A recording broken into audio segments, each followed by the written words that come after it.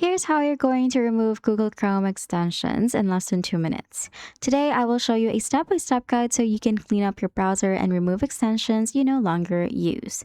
So first thing, you're just going to head over to Google Chrome, and then from here, you're just going to tap on the three dots icon right here at the top right corner of the screen. From there, you will see this drop-down menu, and then you're just going to have to click on extensions from here.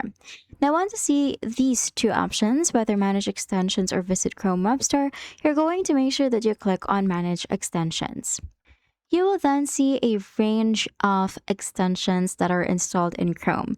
You're going to scroll until you find the one that you want to remove. You're just going to tap on remove right here, just beside this details button.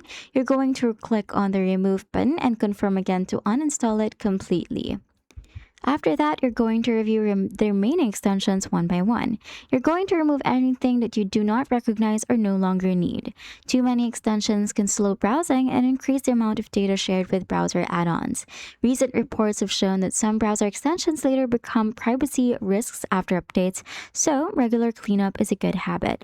Now, what you're going to do is you're just going to restart Chrome so background processes close properly and your browser refreshes with a new setup. Now, if you don't see this option, there's another way.